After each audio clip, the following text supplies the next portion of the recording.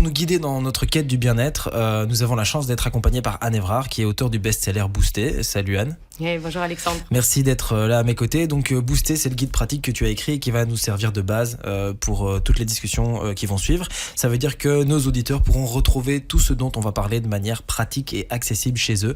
On fera en effet référence à des pages du bouquin pour ceux qui voudraient approfondir les sujets qu'on va aborder. Et du coup, à propos de sujets qu'on va aborder, aujourd'hui, on va parler de l'alimentation. Alors, on va parler de l'alimentation, oui, mais avant tout, est-ce que tu peux nous rappeler la théorie sur laquelle se base tout ce dont on va parler, donc la théorie des petites cuillères? Oui, certainement Alexandre. Donc la méthode Boosté, elle est basée sur la théorie des 50 petites cuillères d'énergie. J'aime bien mesurer notre niveau d'énergie parce que ça va permettre d'agir dessus. D'accord ? Donc idéalement, on a 50 petites cuillères quand on se réveille le matin. Disons que c'est ce qu'on avait il y a 10 ou 20 ans, l'énergie, l'élan qu'on avait le matin. Alors on regarde, est-ce que j'ai encore mes 50 petites cuillères actuellement ? Peut-être j'en ai que 45 ou 43. Il n'y a pas de bonne réponse ou de mauvaise réponse. C'est une photographie aujourd'hui, je trouve que j'ai que 45 petites cuillères. Qu'est-ce que je pourrais faire ? Comment je pourrais m'aider pour retrouver mes 50 petites cuillères d'énergie ? Okay. Alors à quoi elles vont servir ces petites cuillères ? C'est vraiment, on les dépense tout au long de la journée pour toutes les actions qu'on entreprend. 2 petites cuillères pour se préparer le matin, 2 dans le trafic, 3 en réunion. Et le soir, on a dépenser toutes ces petites cuillères, c'est normal, une bonne nuit de sommeil, et on recommence, d'accord ? Et l'alimentation va nous aider à avoir nos petites cuillères. Exact. Donc l'alimentation, qu'est-ce que tu peux nous donner comme tips ? Qu'est-ce que tu peux nous donner comme conseil pour utiliser l'alimentation comme levier pour récupérer de l'énergie ? C'est exactement ça. Donc ici, on ne va pas parler de régime ou de bio, c'est vraiment juste la base. Quel carburant on met dans son moteur pour avancer au mieux des possibilités de notre corps.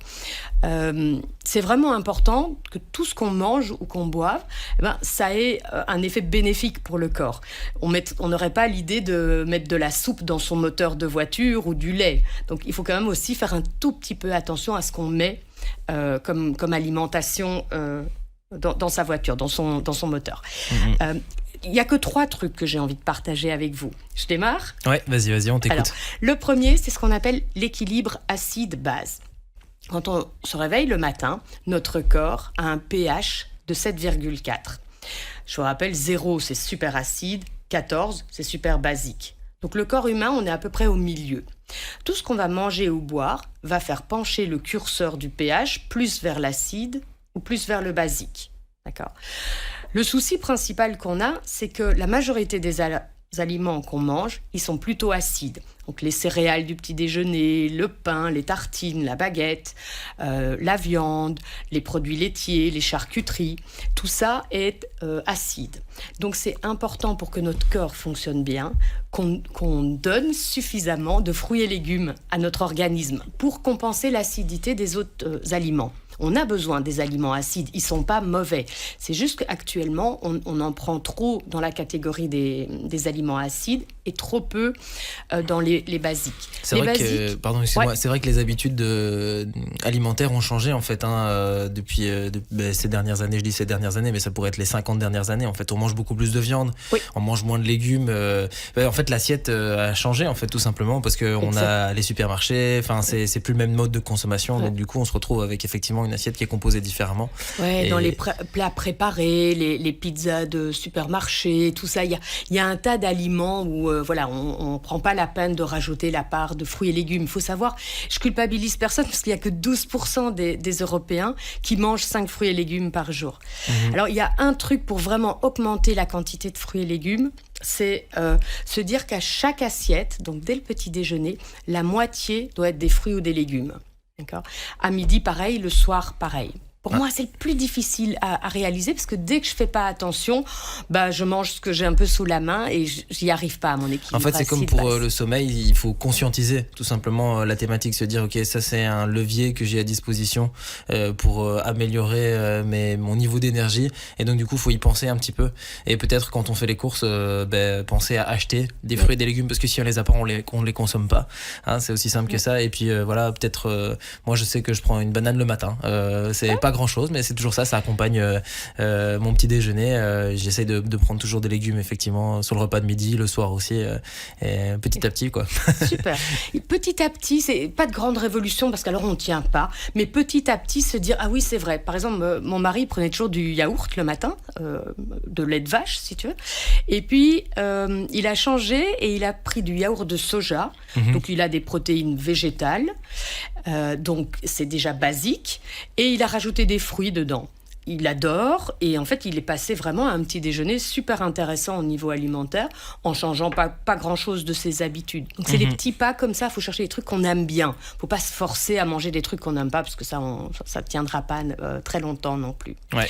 Et l'autre truc pour arriver à l'équilibre acide-base, c'est d'essayer d'avoir toujours une marmite de soupe dans son frigo ou dans le congélateur.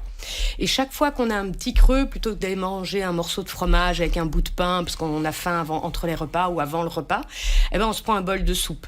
Et donc, on améliore notre équilibre acide-base. Ouais, en été, il y a moyen de jongler avec les salades, peut-être aussi. Exactement. Et on dit que plus il y a de couleurs dans l'assiette, plus on a des vitamines différentes et tous les bons minéraux. Une conclusion simple pour ceux qui nous écoutent, mais qui n'ont pas trop envie de commencer à calculer, qui se disent c'est compliqué, etc. Voilà, mettre de la couleur dans votre assiette. Exactement, ça marche. Ça marche, c'est ludique, c'est sympa. Ouais. Donc ça, c'est le premier truc que j'avais envie de partager. Il y a un deuxième truc qui est super important, c'est qu'est-ce qu'on fait pour éviter les coups de pompe. Il y a un tas de gens qui arrivent à 10h du matin, hop, ils ont le premier coup de pompe, ils vont se prendre un café en plus, ou un coca, ou une barre de quelque chose sucré. Et puis le coup de barre après le repas de midi, le coup de barre dans l'après-midi. Et alors quand on arrive à la maison, le gros coup de barre, et on ne profite pas vraiment de sa troisième mi-temps le soir. Qu'est-ce qu'on peut faire pour éviter les coups de barre ? C'est vraiment très fort lié à l'alimentation. Donc les coups de barre, ils viennent très souvent du fait qu'on a mangé sucré environ 2 heures avant le coup de barre. Donc je me lève, je prends un petit déjeuner, des céréales, c'est facile, mais elles sont sucrées. D'accord ? Le taux de sucre, il va mettre environ 2 heures pour augmenter dans le sang. Et alors, il va être très élevé parce que c'est des sucres rapides. Et le cerveau va dire ça c'est super dangereux pour le fonctionnement du corps. Pancréas envoie de l'insuline et on va faire baisser ce taux de sucre à un niveau raisonnable. Et le pancréas, il est super bon soldat, sauf qu'il envoie au bazooka l'insuline. Et donc il y a beaucoup d'insuline et le taux de sucre, il chute très rapidement et il chute plus bas que le point de départ avant ton petit déjeuner. D'accord ? À ce moment-là, le cerveau, il dit attention, ça c'est dangereux, je vais m'évanouir, je vais tomber dans les pommes, faire une hypoglycémie. Donc, qu'est-ce qu'il va dire ? Il va dire remange du sucré pour faire remonter le taux de sucre, il est trop bas. D'accord ? Donc, c'est le yo-yo glycémique, quoi. On a mangé du sucré, on a un coup de barre 2 heures après, on remange du sucré. En attendant que le sucré arrive, eh bien, le cerveau, il dit qu'il faut injecter de l'adrénaline pour pas s'évanouir. D'accord ? Et l'adrénaline, c'est une hormone de stress. Donc en fait, par notre alimentation, on augmente notre stress, notre irritabilité et on a des coups de pompe. Okay ? Alors, qu'est-ce qu'on peut faire ? De nouveau, moi j'aime bien quelques trucs et astuces faciles. Pour les gens qui sont très sucrés, essayez de ne pas commencer le sucre avant 16 heures. Prendre d'autres habitudes pour le petit déjeuner, pour le repas de midi, et éviter de grignoter du sucré. Dites-vous à 16 heures, vous l'aurez, mais au moins vous avez déjà évité les coups de pompe d'une partie de la journée. D'accord ? Et l'autre conseil qui marche bien, c'est de dire, ok, si vous mangez du sucre, essayez de le manger avec quelque chose d'autre qui n'est pas sucré pour absorber le pic.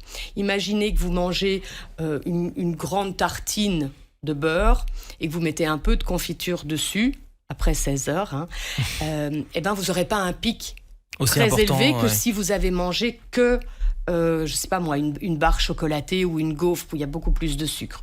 Donc il faut essayer d'absorber. Si à 16 heures vous avez envie d'un carré de chocolat, mangez une banane avec quelques noix et ça va absorber le pic. D'accord ? Il faut éviter de faire des yo-yo. Moi, ça m'est arrivé, il faisait chaud, c'est l'été. Et il y a une semaine, je suis allée manger une glace à 4 heures l'après-midi. Elle était délicieuse, il faisait très chaud, vraiment, j'ai eu beaucoup de plaisir. Et puis, 2 heures après, vers 18 heures, je me suis dit, je commençais presque à trembler un petit peu. En fait, je commençais à être en hypoglycémie. Et donc, j'ai juste observé que, ok, c'est ça qui s'est passé. Il y a 2 heures, j'ai mangé du sucre tout seul, quoi. Donc, observez, jouez avec et dites-vous, je vais essayer de caper mon sucre pour éviter trop de coups de pompe. Et qui parle d'alimentation, on parle aussi peut-être d'hydratation, parce que là je commence à avoir soif, on parle. D'accord. Est-ce qu'il ne faut pas parler un petit peu d'eau, tout simplement aussi, c'est un élément important pour les petites cuillères. Absolument. En fait, le seul liquide, la seule boisson dont le corps a besoin, c'est de l'eau. Mais le corps a vraiment besoin d'eau. On dit entre 1 et 2 litres d'eau par jour par personne. En été, on peut certainement osciller entre 1,5 litre et 2 litres quand il fait un petit peu chaud. Alors, pourquoi l'eau, c'est important ? C'est important parce que 60% du corps est composé d'eau. Et comme on transpire, on va aux toilettes, il faut renouveler les liquides qu'on évacue en donnant de l'eau, avec le même message presque génétique, ADN, de l'eau, comme l'eau qui est dans le corps. D'accord ? Si vous donnez du café, il y a un autre message qui vient avec. Donc il faut vraiment une quantité d'eau suffisante pour renouveler et permettre des bons mécanismes cellulaires. Il faut savoir qu'il y a des études qui montrent que quand on attend d'avoir soif pour boire, on a perdu jusqu'à 40% de sa concentration. Donc l'eau, c'est pas seulement pour le bon fonctionnement du corps et du métabolisme, c'est aussi pour la concentration. Et aujourd'hui, on sait que se concentrer, ça devient un défi. On est souvent dérangé, il y a les écrans qui font les notifications. Donc ce serait dommage d'oublier de boire et du coup de perdre de son potentiel de concentration. Et alors, le bon truc, là, l'astuce, c'est d'avoir une gourde, en fait. Toujours une bouteille d'eau avec soi. La gourde, c'est parfait. Vous regardez si elle fait 750 millilitres. Vous vous dites 2 gourdes par jour, je dois l'avoir vidée. Comme ça, j'aurai la bonne quantité d'eau. Depuis notre dernière discussion, je me suis mis à la gourde et je dois avouer que c'est un plaisir. Il y a juste que je vais beaucoup plus aux toilettes depuis que j'utilise la gourde. Ça, c'est un des inconvénients. Mais du coup, c'est pas un inconvénient puisque je me mets en mouvement, je me déplace, je marche. Et ça, c'est peut-être un sujet qu'on va pouvoir aborder la prochaine fois. D'accord, c'est parti, Alexandre, on fera ça. Merci beaucoup. Merci.